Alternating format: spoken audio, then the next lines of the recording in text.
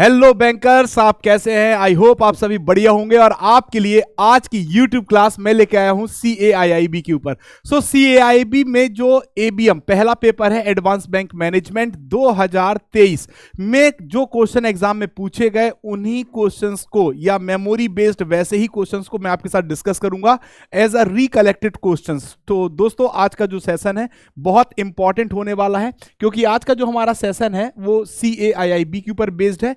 और अगर हम इन्हें कहें तो PYQs भी हम कह सकते हैं, प्रीवियस ईयर क्वेश्चंस यानी 2023 के क्वेश्चंस को रखा गया है। पेपर 1 हम डिस्कस कर रहे हैं एडवांस बैंक मैनेजमेंट।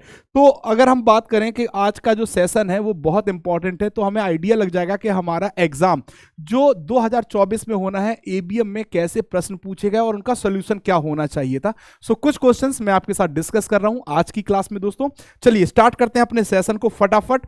तो सबसे पहला जो क्वेश्चन है, एक क्वेश्चन पूछा गया था वर्किंग जो कैपिटल रेशियो है, क्या है दोस्तों, वर्किंग कैपिटल रेशियो से क्वेश्चन पूछा गया था।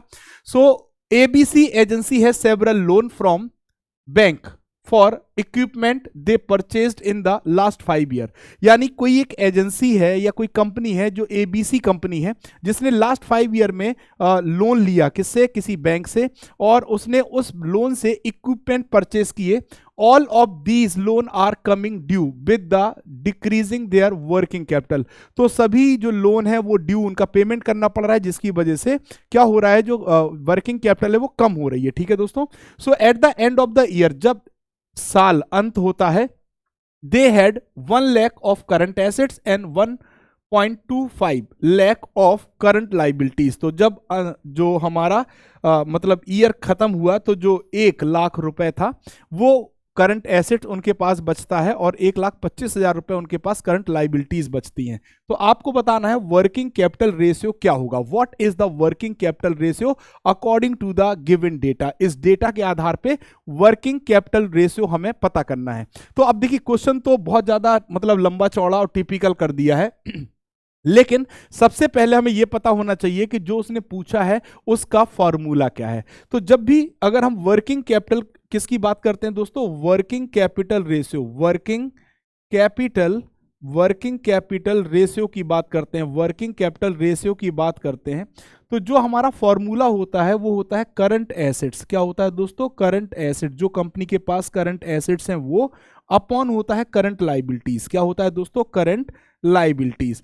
तो अगर आपसे कभी भी क्वेश्चन में पूछा जाए, क्या पूछा जाए दोस्तों, क्या पूछा जाए, वर्किंग कैपिटल रेशियो अगर कभी भी पूछा जाए आपसे क्वेश्चन में, तो आपको सिर्फ 2 ही चीज फाइंड करनी है कि कंपनी के पास या आपके पास या जिसके बारे में पूछा जा रहा है उनके पास करंट एसेट्स कितने हैं और करंट लाइबिलिटीज कितनी है। ठीक है दोस्तों। सो 2 ही चीजों को देखना होता है। ठीक।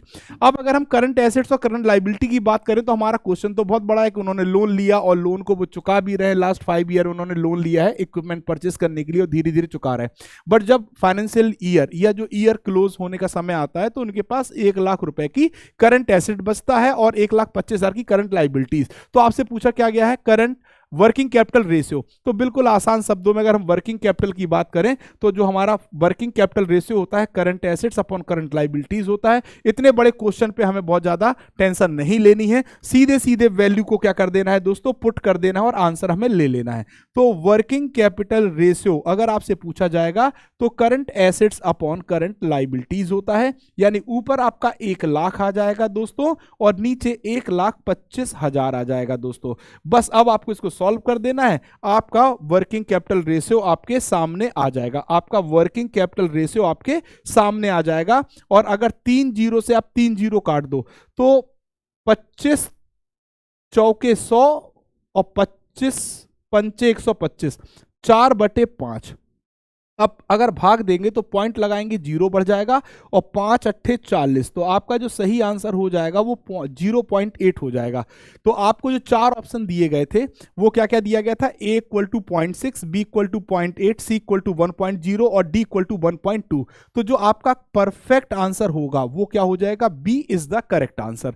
तो इस क्वेश्चन के लिए हमारा जो सही आंसर होगा वो क्या हो जाएगा, B। तो एक क्वेश्चन तो वर्किंग कैपिटल का हमने सॉल्व किया, वर्किंग कैपिटल रेशियो का जो क्वेश्चन था उसको सॉल्व किया।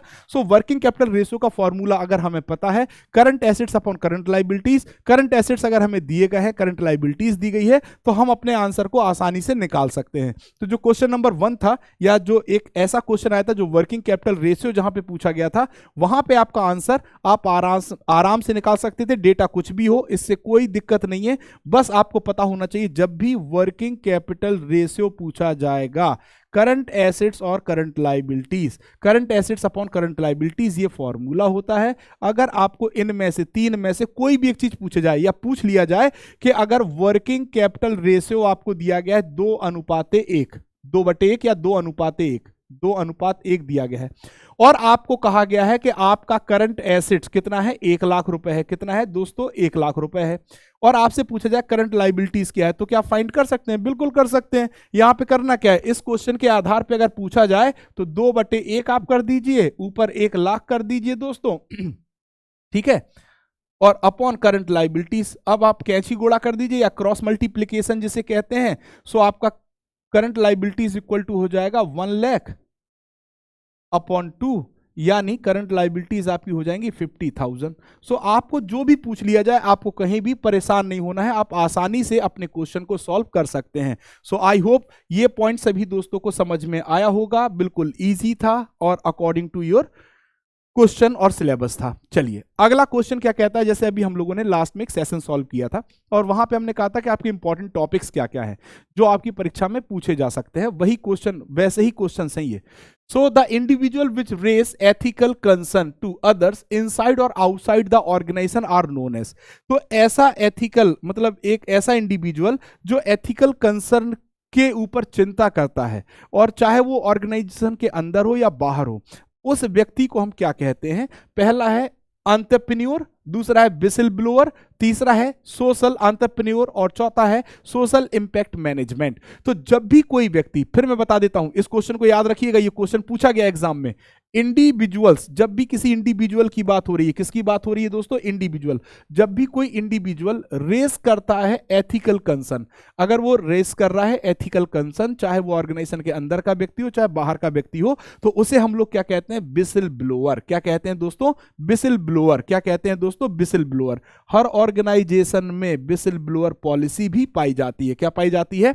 विसिल ब्लोअर पॉलिसी भी पाई जाती है। तो जो सेकंड हमारा क्वेश्चन है उसका जो आंसर होगा, whistle blower are those individual, whistle blower वो लोग होते हैं जो रेस करते हैं एथिकल कंसर्न को और इश्यूज को, एथिकल इश्यूज को, चाहे वो ऑर्गेनाइजेशन के अंदर हो और चाहे ऑर्गेनाइजेशन के बाहर हो। ऐसे लोगों को हम लोग क्या कहते हैं? विसिल ब्लोअर कहते हैं। ठीक है, क्या कहते हैं? Whistle blower. सो आपका क्वेश्चन नंबर 2 सॉल्व हो गया दोस्तों। नाउ अब आ जाते हैं क्वेश्चन नंबर 3, जीआरसी फ्रेमवर्क। बहुत इंपॉर्टेंट टॉपिक है और यहां से क्वेश्चन पूछा भी जाता है। सो सबसे पहले तो आपको यह पता होना चाहिए कि what is the full form of GRC. यही क्वेश्चन एग्जाम में मिला है। सो जीआरसी का फुल फॉर्म, ये क्वेश्चन आपसे शायद जून वाले एग्जाम में पूछा गया है, जून 2023 वाले एग्जाम में शायद पूछा गया है। ठीक है, सो अब चूंकि हमने मतलब पेपर तो हमें मिलता नहीं है, तो ये मेमोरी बेस्ड क्वेश्चन होते हैं। जैसा स्टूडेंट्स बताते हैं, जैसा फीडबैक देते हैं, उसी के आधार पे हमारे क्वेश्चंस तैयार होते हैं।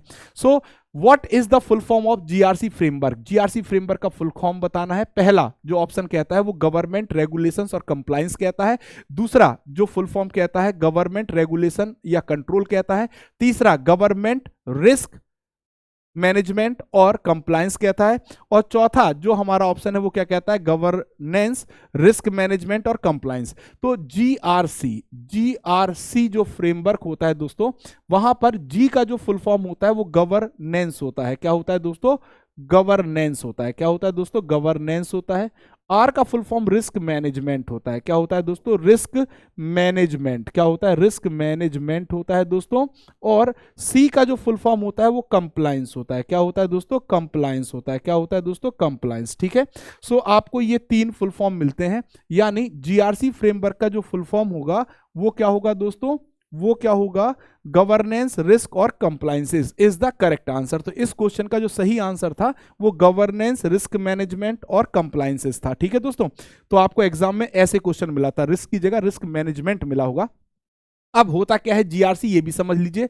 Governance, risk management and compliances जिसे आप जीआरसी कहते हैं, वो process, GRC processes help keep sensitive data safe during banking and finance service transaction. तो जब भी बैंकिंग और फाइनेंस की जो सर्विसेज प्रोवाइड की जाती हैं वहां पे जो सेंसिटिव डेटा होता है उसको सेफ बनाए रखना जीआरसी फ्रेमवर्क का काम होता है। With GRC financial services organization can safeguard stakeholders data from security and privacy risk. तो सिक्योरिटी और प्राइवेसी रिस्क से बचा के रखना बैंक के स्टेक होल्डर्स का जो डेटा है उसे हम जीआरसी फ्रेमवर्क कहते हैं। सो आई होप ये क्वेश्चन नंबर 2 हमें समझ में आया होगा, आसान लगा होगा। जब परीक्षा में पहली बार रैंडमली हमने देखा होगा और अगर हमने टॉपिक नहीं पढ़ा है तो ये क्वेश्चन हमें टफ लगता है। ठीक है दोस्तों, सो हमारा what is the full form of GRC. GRC framework important topic है, इस यूनिट को ध्यान से पढ़िएगा और लास्ट वाले पेजेस जरूर ध्यान से पढ़िएगा, क्योंकि हर यूनिट के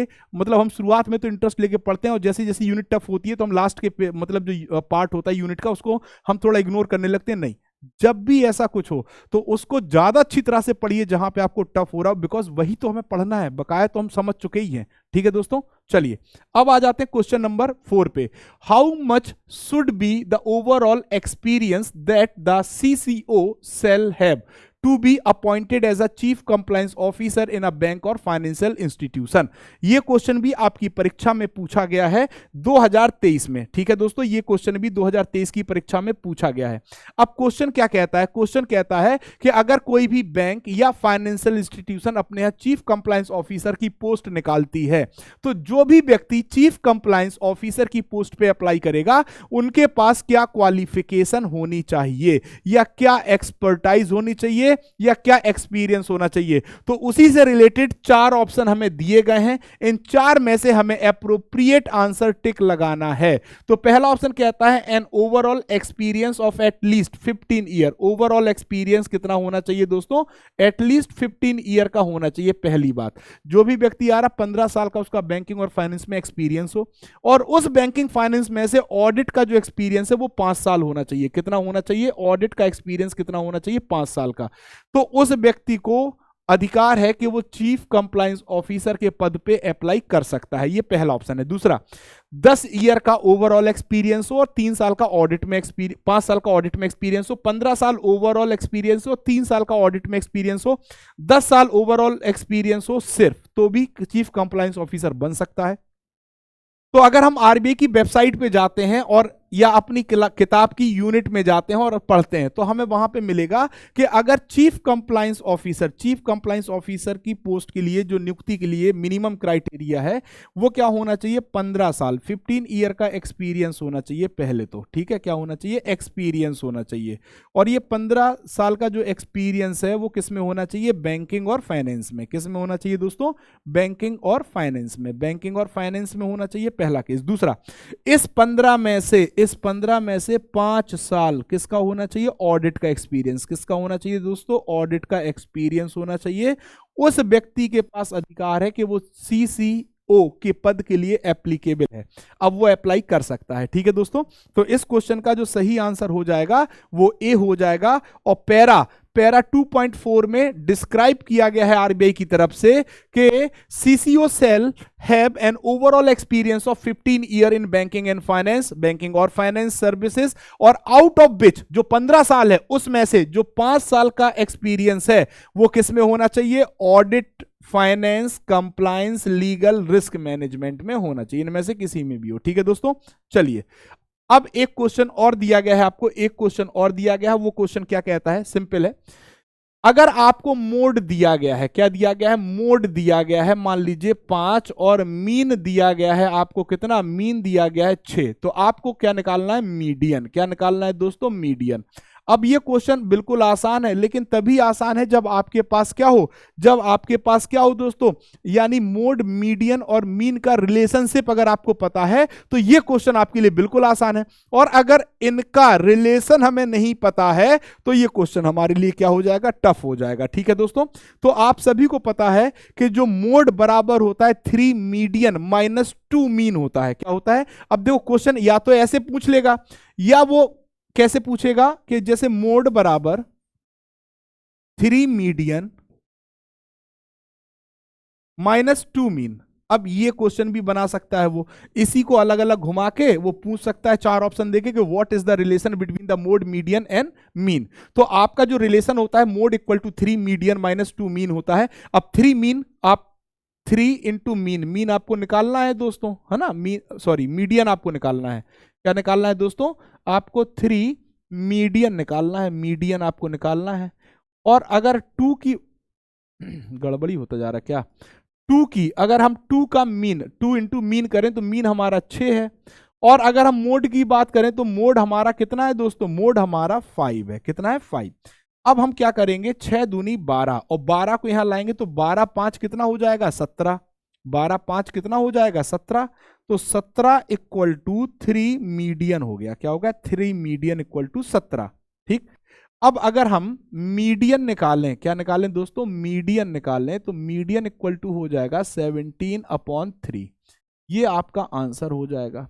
या तो ऐसे आप निकाल लो, या आपको ये रिलेशन याद है तो आप इससे भी निकाल सकते हो। तो जो आपका सही आंसर हो जाएगा इस क्वेश्चन के लिए वो क्या हो जाएगा? सी इज द करेक्ट आंसर। आपका सही आंसर क्या हो गया दोस्तों? सी। सो एक क्वेश्चन ये आया था जहां पे मोड, मीडियन और मीन का रिलेशनशिप पूछा गया था आपसे, और रिलेशनशिप के आधार पे आपसे न्यूमेरिकल वैल्यू भी फाइंड कराई जा सकती है, या वैल्यू ऑफ मोड निकलवाई जा सकती है, वैल्यू ऑफ मीन निकलवाया जा सकता है, या वैल्यू ऑफ मीडियन। तो आपको रिलेशन पता होना चाहिए किसके बीच में? Mode median. किसके बीच में? मोड मीडियन और मीन के बीच में। तो मैंने आपको क्या बताया कि जब भी आप देखेंगे मोड इक्वल टू होता है 3 मीडियन, क्या होता है? 3 मीडियन माइनस 2 मीन। क्या होता है दोस्तों? 3 मीडियन माइनस 2 मीन। ये आपका क्या होता है? रिलेशन होता है। और अगर ये रिलेशन हमें याद है तो हम अपने क्वेश्चन को आसानी से सॉल्व कर पाएंगे। तो अब हमारा क्वेश्चन, जो नेक्स्ट क्वेश्चन था वो भी सॉल्व हो गया। आई होप हमें सभी को ये क्वेश्चन भी समझ में आया होगा। ठीक है, चलिए तो आज का जो सेशन है उसमें कुछ इंपॉर्टेंट देखिए आपको क्या है। Mode equal to 3 median minus 2 mean, बस इसी रिलेशनशिप पे हमें क्वेश्चन की वैल्यू पुट करनी है और हम आंसर निकाल देंगे। तो हमारा आंसर आ गया 17.5। अब एक क्वेश्चन और दिया गया है। क्या दिया गया है? कि एक जार है, एक क्या है दोस्तों? एक जार है, और उस जार में तीन रेड बॉल है, 7 ग्रीन बॉल है और 10 व्हाइट बॉल है। 10 कैसी बॉल है दोस्तों? व्हाइट बॉल है। ठीक। तो अब हमारी पहले तो हम ये देख लें कि टोटल बॉल कितनी हो गई। टोटल बॉल हमारे पास जो है 10 7 17 3 20 टोटल बॉल है। ठीक है दोस्तों।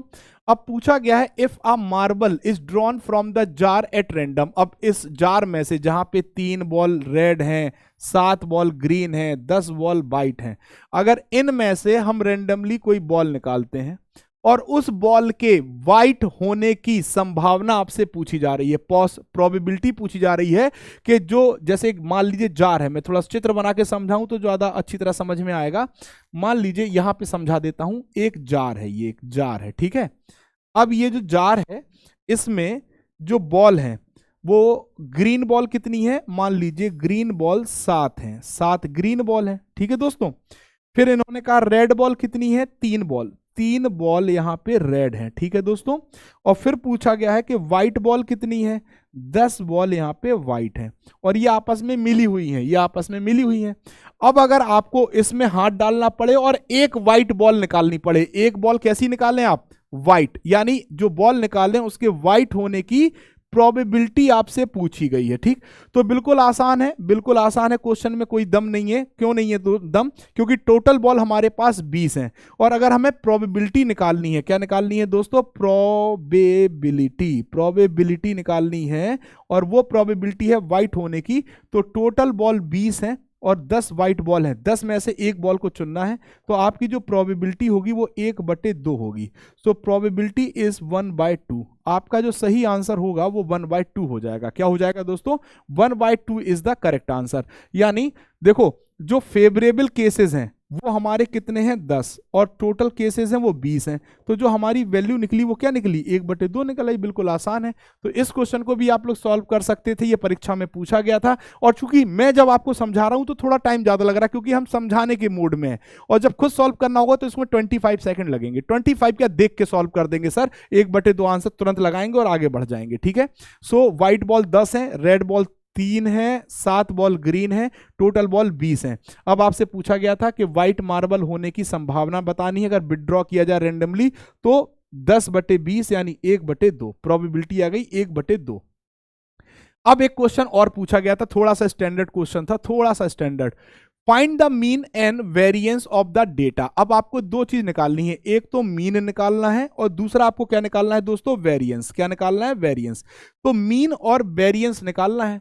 अब देखो इसको सॉल्व करने का सही तरीका क्या है, सही तरीका है कि पहले आप एक टेबल बना लो, ठीक है, और उस टेबल में सबसे पहले आप किसकी वैल्यू रखो दोस्तों, एक्स। आपको दिया गया है एक्स, कितना दिया गया है, 6 दिया गया है, 7 दिया गया है, 10 दिया गया है, 12 दिया गया है, 13 दिया गया है, 4 दिया गया है, 8 दिया गया है और 12 दिया गया, यही दिया गया है। अब इनको आप सबको जोड़ लो अपने मोबाइल की मदद से, इन सबको आप क्या कर लो, जोड़ लो दोस्तों। जब आप सबको जोड़ोगे तो आपका जो आंसर होगा वो कितना आएगा, पहले आप इनका सम निकाल लो। 6 + 7 + 10 + 12 + 13 + 4 + 8 + 12। सो आपका जो वैल्यू वाई टोटल जो ऐड होके वैल्यू वाई वो कितनी आई दोस्तों, 72। ठीक, डन। अब ये 72 जैसे ही आ गया तो हमारा मीन का वाला क्वेश्चन सॉल्व हो जाएगा, यहां पे मीन वाला क्वेश्चन और टोटल। अब जो इसका अगर आप एवरेज निकालेंगे तो देखो मीन का जो फॉर्मूला होता है वो क्या होता है, मीन का फॉर्मूला होता है सिग्मा एक्स अपॉन एन, ठीक। और x की वैल्यू i बराबर 1 से लेके n तक जाएगी। तो अगर हम सिग्मा x की बात करें तो सिग्मा x हमको दिया गया है 72 और n कितना है 1 2 3 4 5 6 7 8, n = 8 है। तो 72 में जब हम 8 का भाग देंगे तो 8 नाम 72। तो जहां जहां मीन जो पहला डेटा है वो 9 है, तो ये वाला गलत हो गया ऑप्शन, ये वाला गलत हो गया। अब ऑप्शन हमारे पास दो बचे, एक 9, या क्योंकि यहां पे भी मीन 9 है और यहां पे भी। अब हमारा आंसर कब सही होगा, जब हम वेरिएंस निकालेंगे। क्या निकालेंगे दोस्तों, वेरिएंस। अब हम अगर वेरिएंस निकालें तो हम वेरिएंस कैसे निकालेंगे कि हमारा जो मीन आया, क्या आया दोस्तों, वो मीन कितना आया है 9, ठीक है। तो अब हमें क्या निकालना है, x माइनस एक्स बार। क्या निकालना है, x माइनस एक्स बार। तो 6 में से अगर 9 घटाओगे तो -3 आएगा, 7 में से 9 घटाओगे -2, 10 में से 9 घटाओगे 1, 12 में से 9 घटाओगे 3, 13 में से 9 घटाओगे 4 और 4 में से जब 9 घटाओगे तो -5, और जब 8 में से 9 घटाओगे -1 और 4। ये आपका क्या आ गया, x माइनस एक्स बार। क्या आ गया दोस्तों, x माइनस एक्स बार। अब आपको क्या करना है, x माइनस एक्स बार का होल स्क्वायर निकालना है, ठीक है, बिल्कुल आसान है। 3 त्रिक 9, 2 दूनी 4, 1 एकम 1, 3 त्रिक 9, 4 चौक 16, 5 25, 1 एकम 1, 4 चौक 16। अब आपकी सभी डेटा काय में हो गया सर, पॉजिटिव में। किस में हो गया दोस्तों, सब पूरा डेटा किस में हो गया, पॉजिटिव में। अब इसको एक बार जोड़ लिया जाए तो इसका भी हमें क्या, टोटल वैल्यू सिग्मा, ये सिग्मा एक्स है, ये सिग्मा एक्स है। अब हम sigma x minus x bar का स्क्वायर सिग्मा की वैल्यू निकाल लें तो इसको भी हम कैलकुलेटर का यूज करके निकाल सकते हैं बिल्कुल आसानी से। 9 + 4 + 1 + 9 + 16 + 25 + 1 + 16। तो आपका जो आंसर यहां पे अगर आप जोड़ रहे हैं तो आपको कितनी वैल्यू मिल रही है दोस्तों, गड़बड़ हो गया, तभी तो हम कहें कि कहां से गड़बड़ हो गया। अरे भैया 12 में से 9 घटाओगे, देखो 1 आएगा, 12 में से 9 घटाओगे 3 आएगा, है ना। तो 3 त्रिक यहाँ 9 होगा, ना कि 16। 3 त्रिक कितना होगा दोस्तों, 9। 9 अब जोड़ते हैं, ठीक, फिर से जोड़ते हैं। 9 + 4 + 1 + 9 + 16 + 25 + 1 + 9, 74 आ गया, 74। अब हमें क्या करना है, वेरिएंस का फॉर्मूला लगा देना है। किसका फॉर्मूला, वेरिएंस का। अब वेरिएंस का फॉर्मूला क्या होता है ये आपको बताना है, वेरिएंस का formula. What is the formula of variance. So variance का फॉर्मूला जब आपको निकालना होगा तो वेरिएंस का मतलब होता है सिग्मा स्क्वायर, सिग्मा स्क्वायर, ठीक। और इसको हम कहेंगे सिग्मा स्क्वायर एक्स। तो कैसे निकालोगे आप, सिंपल 1/n, स्मॉल n लिख दो या कैपिटल N, यहां पे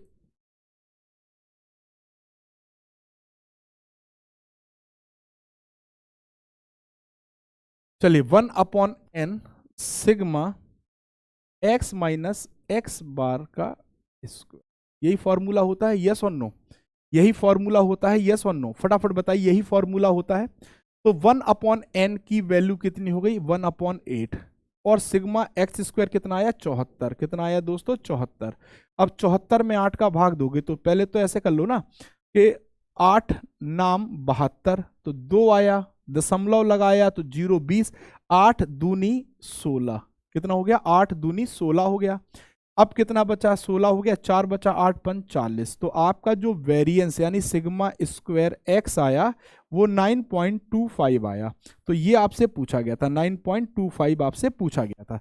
तो आपका जो सही आंसर हो जाएगा अब क्या हो जाएगा? वो A. So the correct answer of the question is, the correct answer of the question is A. A is the correct answer. ठीक, आई होप बिल्कुल आसान तरीके से आप समझ पाए होंगे, सॉल्व भी हो गया क्वेश्चन और आपको समझ में भी आ गया। तो आपसे क्वेश्चन पूछा गया था जहां पे मीन और वेरिएंस पूछा गया था, ठीक है।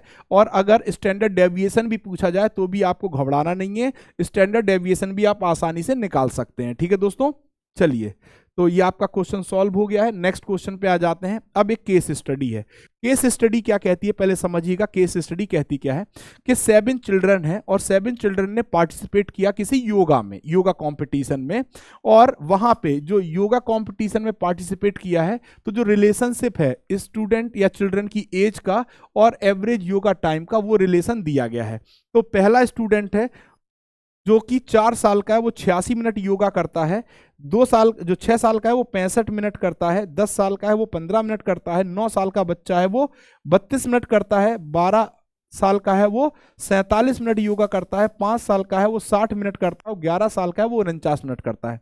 अगर यहां पे हम देखें तो जो हमारा इंडिपेंडेंट वेरिएबल है वो एक्स है, एज, और जो डिपेंडेंट वेरिएबल है वो है वाई। क्यों? क्योंकि एज के आधार पे ही लोग योगा कर रहे हैं, योगा के आधार पे आप एज को डिसाइड नहीं कर रहे हैं।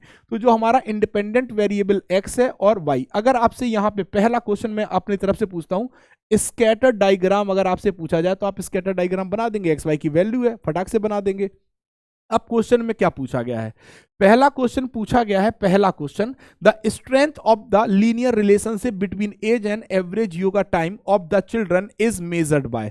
तो जब भी दो वेरिएबल एक्स और वाई, एक डिपेंडेंट वेरिएबल हो एक इंडिपेंडेंट वेरिएबल हो, इनके बीच में जब लीनियर रिलेशनशिप स्थापित की जाती है तो वो किसके थ्रू की जाती है? कोरिलेशन कोफिशिएंट के थ्रू की जाती है। किसके थ्रू की जाती है? Correlation coefficient. तो पहले का जो आंसर होगा वो क्या होगा दोस्तों? कोरिलेशन कोफिशिएंट होगा। यही सॉल्व कर लेते हैं। पहला, correlation coefficient are used to access the strength and direction of the linear relationship between the pair of variable. So correlation coefficient की जब हम बात करते हैं, हमारे पास दो वेरिएबल दिए गए हैं x और y, दो वेरिएबल दिए गए हैं दोस्तों, एक x एक y है।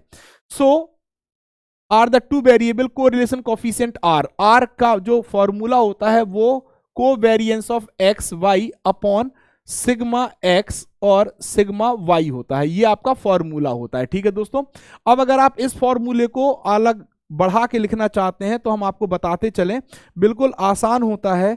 जब भी आप कोवेरिएंस ऑफ एक्स और वाई निकालते हैं तो आपका जो फॉर्मूला होता है वो 1/n, इसको निकालते हैं, सिग्मा एक्स माइनस एक्स बार और y माइनस वाई बार, x माइनस एक्स बार और y माइनस वाई बार होता है, ठीक है।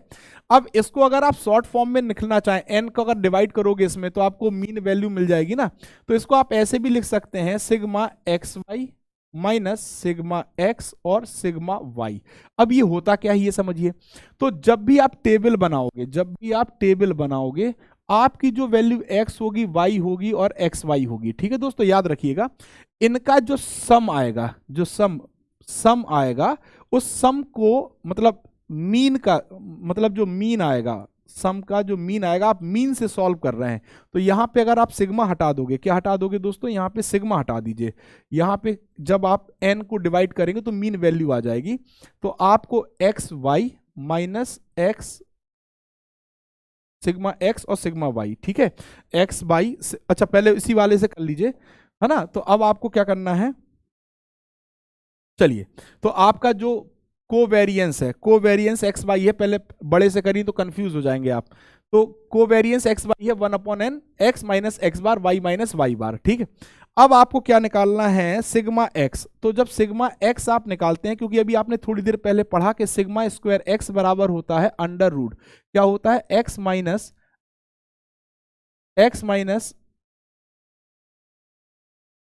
एक्स का होल स्क्वायर। यही पढ़ा ना अभी आपने थोड़ी देर पहले, यही तो पढ़ा है आपने। क्या पढ़ा, यही पढ़ा है कि जब आप सिग्मा एक्स निकाल रहे थे तो एक्स माइनस एक्स का स्क्वायर, बिल्कुल सही है, आपने यही पढ़ा है। तो यहां पे आपने क्या पढ़ा है कि 1/n x minus x bar का होल स्क्वायर। तो चूंकि स्क्वायर अगर यहां नहीं है तो यहां रूट लगेगा, और जब यहां पे स्क्वायर लगा है तो 1/n क्या होता है दोस्तों, एक्स माइनस एक्स बार का होल स्क्वायर, ये आपका सिग्मा एक्स होता है। इसी प्रकार सिग्मा स्क्वायर वाई क्या होता है, 1/n x minus x bar का, सॉरी वाई माइनस वाई बार का होल स्क्वायर। ठीक है, तो ये आपका फॉर्मूला होता है। ठीक, याद रखिएगा। तो आपका जो पहला क्वेश्चन था, अगर दो वेरिएबल के बीच में रिलेशनशिप स्थापित करनी हो तो कोरिलेशन कोफिशिएंट आप निकालेंगे, यानी आर की वैल्यू अगर आप निकालेंगे तो आप रिलेशन स्थापित कर पाएंगे अगर लीनियर रिलेशनशिप है। और लीनियर के लिए इक्वेशन होती है y बराबर a प्लस बी एक्स। क्या होती है दोस्तों, y बराबर a प्लस बी एक्स होती है लीनियर इक्वेशन। तो पहला आपका हो गया। अब दूसरा हमें कैलकुलेट करना है कोरिलेशन कोफिशिएंट। अब हमें क्या, दूसरा क्वेश्चन क्या है, हमें आर को ही कैलकुलेट कर देना है। अब हमें आर को ही कैलकुलेट कर देना है, जो फॉर्मूला हमने पढ़ा है उसी के आधार पे हमें आर को ही कैलकुलेट कर देना है। तो आर को कैलकुलेट करना बहुत बड़ा टास्क नहीं है दोस्तों। क्यों नहीं है, क्योंकि सबसे पहले आपको टेबल बनानी है। क्या बना लेनी है, टेबल। बिल्कुल आसानी से बना लेते हैं टेबल। एक बार टेबल बन जाएगी ना तो सब चीजें सॉल्व हो जाएंगी। चलिए, सबसे पहले x की वैल्यू आपको दी गई है क्या, 4, 6, 10, 9, 12, 5 और 11। ये आपको x की वैल्यू दी गई है, सही है। इसके बाद आपको एक्स स्क्वायर निकाल लेना है दोस्तों। 4 चौक 16, 6 6 36, 10 का 100 होगा, 9 का 81 होगा, 12 का 144 होगा, 5 का 25 होगा, 11 का 121 होगा। ठीक है, ये आपने एक्स स्क्वायर भी निकाल लिया। अब आपको चाहिए वैल्यू ऑफ वाई। क्या चाहिए दोस्तों, वैल्यू ऑफ वाई चाहिए। सो वाई की वैल्यू आपको दी गई है 86, इसके साथ साथ दी गई है 65, इसके साथ साथ दी गई है 15, फिर दी गई है 32, फिर दी गई है 47, फिर दी गई है 60 और फिर दिया गया है 49। ठीक है, अब अगर आपको वाई स्क्वायर निकालना पड़े तो आप मुंह जवानी तो नहीं निकाल पाएंगे, एम आई राइट। मुंह जवानी तो निकालने में बहुत टाइम लग जाएगा, तो हम कैलकुलेट कर लेंगे चूंकि मैंने ऑलरेडी निकाल दी है। ठीक है, सो 7396, 86 का स्क्वायर कितना होगा, लाइए निकाल के ही करते जाए फटाफट तो और जल्दी हो जाएगा। अगर हम 86 का निकालते हैं 7396, क्या होगा, 7396 होगा दोस्तों। फिर हमें निकालना है 65 का, तो 65 का 4225 होगा दोस्तों। फिर हमें निकालना है 15 का, तो 15 का 225 होता है दोस्तों। फिर हमें निकालना है 32 का, तो 32 का 1024 होता है दोस्तों। फिर हमें 47 का निकालना है, तो वो हो जाएगा 2209। फिर हमें 60 का निकालना है तो 3600 हो जाएगा। और फिर हमें 49 का निकालना है 49 का, तो 49 का 2401 हो जाएगा। ठीक है दोस्तों, याद रखते जाइएगा। अब हम निकालेंगे x और y, एम आई राइट। x और y तो निकालना, हमें यही वैल्यू चाहिए, बस 5 वैल्यू तो चाहिए है। x y निकालेंगे। अब x क्या है, ये है, और y क्या है, ये है। तो अगर हम बात करें एक्स वाई की, तो जो हमारा पहली वैल्यू है किसकी, एक्स वाई की वैल्यू निकालें तो हमें करना है 4 इंटू 86, 344 आ गया। फिर हमें क्या करना है 6 इंटू 65, तो हमारा 390 आ गया दोस्तों। ठीक, फिर हमें करना है 10 गुणे 15, तो 150 हो जाएगा। फिर 32 गुणे 9, 32 इंटू 9, तो हमारा 288 हो जाएगा दोस्तों। फिर हमें करना है 47 इंटू 12, तो हमारा 564 हो जाएगा। फिर इसके बाद हमें करना है 60 इंटू 50, 60 इंटू 5, 60 इंटू 5, तो हमारा ये 3 6 पंचे 30, 300 हो जाएगा। कितना हो जाएगा दोस्तों, 300। ठीक है, और फिर हमें करना है 49 गुणे 11, तो 539 हो जाएगा।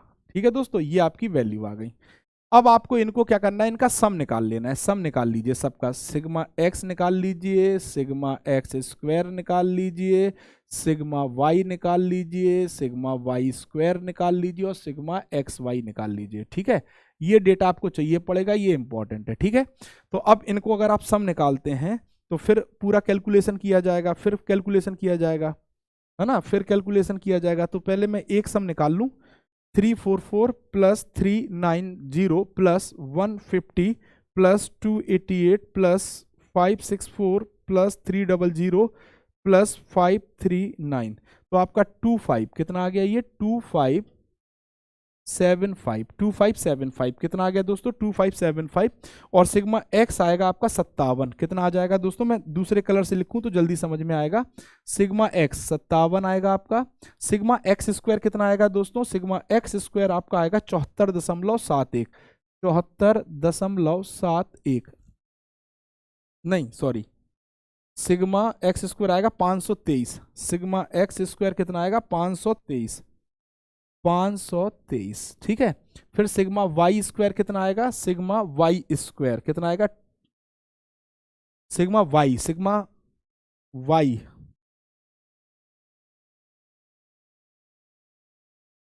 सिग्मा वाई इक्वल टू कितना आएगा दोस्तों, सिग्मा वाई इक्वल टू आएगा 354, कितना आएगा 354 आएगा। फिर सिग्मा वाई स्क्वायर आएगा 21,087 और एक्स वाई है कितना 2557, कितना है दोस्तों 2557। देखिए मैं सॉल्व इसलिए कर रहा हूं कि एक बार आपको भी दिमाग में आ जाए 2557। अब ये हमारा सिग्मा की वैल्यू आ गई। टोटल आर्टिकल हमारे पास 7 हैं। अब अगर हम 7 से भाग दे दें, 7 से भाग दे दें तो हमें मीन मिल जाएगा, यानी सिग्मा एक्स बार हमें मीन मिल जाएगा। और वो मीन जब 7 का भाग देंगे तो हमें कितना मिलेगा 8.14, कितना मिलेगा 8.14 मिल जाएगा। फिर सिग्मा बाई बार हमें कितना मिल जाएगा दोस्तों, सिग्मा बाई बार हमें मिल जाएगा 50.57। फिर सिग्मा एक्स बार का स्क्वायर कितना आ जाएगा दोस्तों, वो कितना आ जाएगा, एक्स स्क्वायर बार कितना आएगा 74.71 आ जाएगा। फिर हमारा क्या करना है, हमें sigma y square 3011, sigma y bar square 3011.43 और फिर sigma x bar y bar हमारा कितना आ जाएगा दोस्तों, वो आ जाएगा 367.86, 367.86। ये हमारा पूरा डेटा का मीन आ गया। ठीक, बार मैंने सिर्फ आपको समझाने के लिए लगाया है, अदरवाइज हम इसको कैसे ले लेंगे, एक्स वाई के फॉर्म में ले लेंगे। ठीक है, सो अब हम इससे जब सॉल्व करेंगे तो हमारा क्वेश्चन आसान हो जाएगा। और हमें निकालना है क्या, कोरिलेशन कोफिशिएंट। क्या निकालना है, कोरिलेशन कोफिशिएंट। तो जब हम कोरिलेशन कोफिशिएंट निकालते हैं तो R बराबर क्या होता है, covariance of X and Y upon sigma square X sigma square Y. यही होता है कि नहीं, यस और नो। फॉर्मूला भी हमने पढ़ा था, अभी 2 सेकंड पहले ही पढ़ा था। फॉर्मूला क्या पढ़ा था, यही होता, सिग्मा एक्स और सिग्मा वाई होता। ठीक है, एक्स स्क्वायर तो वेरियंस में, सॉरी क्या होता है दोस्तों, चलिए क्या होता है, सिग्मा एक्स और सिग्मा वाई। ठीक, अब ये फॉर्मूला आपको सॉल्व करना है। अब देखो, अभी आपने कोवेरियंस ऑफ एक्स का फॉर्मूला पढ़ा था। क्या पढ़ा था आपने, पढ़ा था 1/n sigma X Y minus sigma X और सिग्मा वाई। ये करा था कि नहीं करा था, यही था ना फॉर्मूला। अब इसको अगर हम लिखना चाहें तो क्या ऐसे नहीं लिख सकते हैं, सिग्मा एक्स वाई माइनस, कैसे नहीं लिख सकते, sigma X Y minus sigma X और सिग्मा वाई। ठीक, या इसको हम लिखना चाहें मीन के फॉर्म में लिखना चाहें, एन का भाग देंगे मीन हो जाएगा X Y minus X into Y. ठीक है दोस्तों, ये एक्स वाई है एक्स, और नीचे अगर हम देखें तो इसकी जो वैल्यू थी उसकी वैल्यू, सिग्मा एक्स की वैल्यू अगर हम रखें तो एक्स अंडर रूट में आ रहेगा ना, स्क्वायर नहीं है,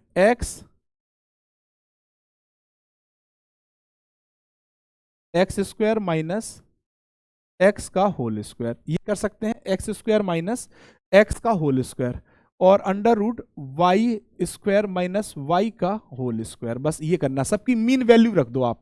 अब अगर एक्स वाई का हमने मीन निकाला था वो कितना था 367.86, 367.86, ठीक है दोस्तों।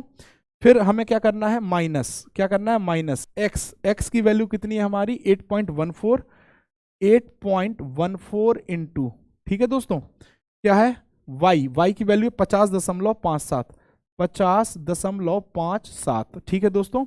अपॉन में आ जाते हैं, अंडर रूट लगा देते हैं, और एक्स स्क्वायर की वैल्यू कितनी है दोस्तों, sigma x square, sigma x square की वैल्यू है 74.71, 74.71 minus x, sorry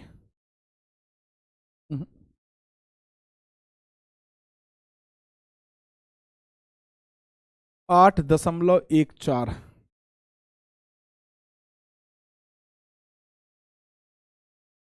x square minus X का होल स्क्वायर, ठीक है, 8.14 का होल स्क्वायर, ठीक। ऐसे ही अंडर रूट में जब हम वाई स्क्वायर की वैल्यू रखेंगे 3011, 3011.43 माइनस वाई की वैल्यू है शायद कितनी 50.57, 50.57 का होल स्क्वायर। अब एक बार चेक कर लीजिए क्या आंसर मैंने वैल्यू सही रखी है, 367.86, ठीक है। फिर नीचे रखा है 74.84 और फिर ठीक है। अब आप इसको सॉल्व कर लो, आपकी आर की वैल्यू आ जाएगी। तो आर बराबर जो आपको लास्ट वैल्यू मिलेगी वो क्या मिलेगी, माइनस में मिलेगा पहले तो 43.78 जब आप कैलकुलेट करोगे, ठीक, और साथ में 61.98 मिलेगा। तो आपका जो आंसर होगा वो माइनस में आएगा दोस्तों, और वो होगा माइनस 0.761। ये आपका आर का मान आ गया। आर बराबर जो कोफिशिएंट, कोरिलेशन कोफिशिएंट है वो माइनस 0.761 आ गया आपका, ठीक। अगर आपसे कोई निकालने को कहे तो बिल्कुल आसानी से आप निकाल सकते हैं, ठीक है। ये आपका फॉर्मूला हो गया। अब देखिए इसके बाद आपसे एक क्वेश्चन और पूछा गया है, क्वेश्चन आगे बढ़ता है, क्वेश्चन और आगे बढ़ता है, उसी में क्वेश्चन पूछा गया, दो क्वेश्चन हो गए। अब आपको निकालना, calculate the slope of the data x if x is independent variable. अब आपको क्या निकालना है, स्लोप। अब स्लोप क्या होता है पहले ये समझ लीजिए, तब तो आगे हम सॉल्व करेंगे। जब हम स्लोप की बात करते हैं, किसकी बात करते हैं दोस्तों, जब भी हम स्लोप की बात करते हैं, स्लोप की, तो स्लोप होता क्या है, बी की वैल्यू को हम स्लोप कहते हैं, बी को हम क्या कहते हैं, स्लोप। जैसे कि अगर मान लीजिए हमारा कोई ये एक्स है और ये वाई है, ठीक है दोस्तों, तो जब भी आप ऐसे कोई लाइन काटती है तो ये जो वैल्यू होती है ये हमारा ए होता है इंटरसेप्ट, और ये जो एंगल होता है बी ये हमारा स्लोप होता है, ठीक, याद रखिएगा। सो यहाँ पे स्लोप का मतलब है ढाल, कितनी ढाल है ये आपको बताना है, व्हाट इज द स्लोप। तो जब भी आप स्लोप निकालेंगे, किसको निकालेंगे दोस्तों, स्लोप को अगर आप सॉल्व करेंगे तो बिल्कुल आसानी से आप स्लोप को सॉल्व कर पाएंगे। अब देखिए स्लोप अगर b equal to question mark निकालना है तो आपको y बराबर लाइन का फॉर्मूला याद होगा, a प्लस बी एक्स होता है, ये सभी को पता है, यस और नो। अब b का जो फॉर्मूला होता है वो क्या होता है, एक्स वाई अपॉन, क्या होता है दोस्तों, X Y minus X into Y upon, B को x पे निकालना है तो x की वैल्यू तो आपने सिग्मा x की वैल्यू कितनी होती है, एक्स स्क्वायर माइनस एक्स का होल स्क्वायर, बस इसे सॉल्व कर लो। तो ये वैल्यू तो आप ऑलरेडी सॉल्व कर चुके हैं, ये वैल्यू तो ऑलरेडी सॉल्व कर चुके हैं, तो इसका जो मान है वो क्या है, माइनस 43.78 है। और एक्स स्क्वायर माइनस एक्स का होल स्क्वायर अगर आप निकालेंगे तो वैल्यू आएगी 8.45, और जब आप सॉल्व करोगे दोस्तों कैलकुलेटर का प्रयोग करके तो माइनस 5.18, यानी आपका जो b का मान है वो आ गया माइनस 5.18, ठीक है दोस्तों। अब आप इस इक्वेशन में b की वैल्यू रख दो और y की वैल्यू रख दो, तो आपको किसकी वैल्यू मिल जाएगी, a की। b की वैल्यू रख दो और आप किसकी रख दो, b की वैल्यू और x की वैल्यू और y की वैल्यू रख दो तो आपको a मिल जाएगा। तो आपका y कितना है, 50.75, आपने पहले ही सॉल्व कर रखा है, equal to a plus B का मान कितना आया, माइनस का 5.18, और x का मान कितना है 8.14, ठीक है, यही तो है आपके इक्वेशन में पहले सॉल्व किया, a का मान कितना है 8.14, ठीक है। जब आप इसको सॉल्व करोगे तो a बराबर आपका कितना आ जाएगा, 92 पॉइंट समथिंग आ जाएगा, 92.73 आपका a का मान आ गया। अब देखो आपका a का मान आ गया, b का भी मान आ गया, तो अब a आपका क्या हो गया, इंटरसेप्ट, इंटरसेप्ट की वैल्यू भी आ गई आपकी और आपका स्लोप भी आ गया। ठीक है दोस्तों, स्लोप भी आ गया। तो 2 क्वेश्चन तो ये सॉल्व हो गए। अब आपसे अगर पूछ लिया जाए कि 20 किलो, अगर बच्चे की उम्र 20 साल है, अगर मान लीजिए 20 ईयर का स्टूडेंट है, 20 साल का अगर बच्चा है, तो y की वैल्यू आपको अगर बतानी हो तो आपका जो रिग्रेशन इक्वेशन है वो क्या बनी दोस्तों? रिग्रेशन इक्वेशन अगर आप देखोगे तो क्या बनी है? y इक्वल टू a का मान 92.73 प्लस b का मान है माइनस का 5.18 और यहां x का मान रखोगे आप 20, तब x का मान कितना रख दोगे? 20 रख दोगे। तो आप जब सॉल्व करोगे तो y आप 20, अगर 20 साल की अगर बात करेंगे तो आप सॉल्व करोगे तो आपको अब कैलकुलेट करना है, कैलकुलेटर से आप कैलकुलेट कर लीजिए। जो y की वैल्यू आएगी वही उसका क्या हो जाएगा दोस्तों? योगा करने का समय हो जाएगा, उतने दिन वो योगा कर सकता है। लाइए कैलकुलेट ही कर दिया जाए। तो सबसे पहले अगर हम क्या करें, सबसे पहला पॉइंट अगर हम देखें तो हमें 5.18 इंटू 20 करना है, तो ये कितना हो जाएगा? 103.6 माइनस का हो जाएगा और 92 और प्लस कितना है? चलिए 15 साल के लिए निकाल के देख लेते हैं। 15 साल से आपको समझ में आएगा, नहीं तो माइनस में वैल्यू आ जाएगी तो आप घबरा जाएंगे। 15 साल की लीगर निकालते हैं, ठीक है? 15 साल के लिए यहाँ 15 कर लीजिए। 15 साल की लीगर निकालते हैं तो 5.18 इंटू 15 कितना हो गया? 77। कितना हो गया दोस्तों? 77। कितना हो गया?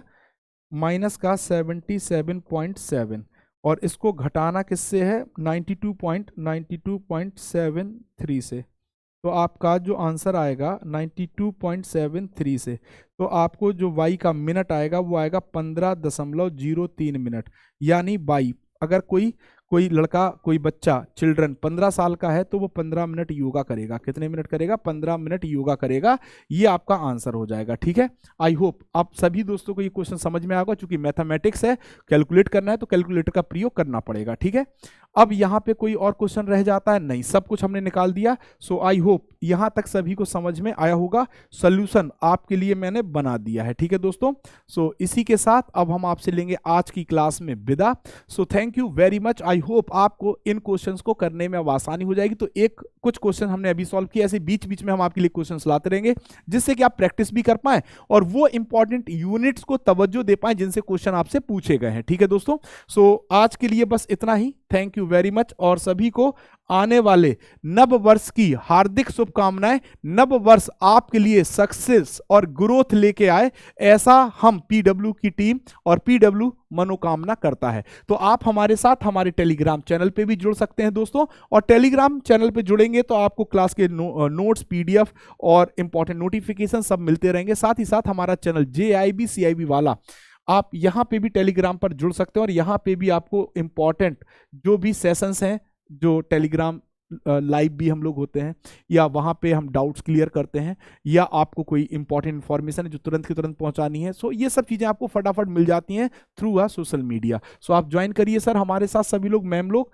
और इसी के साथ thank you very much once again, happy new year.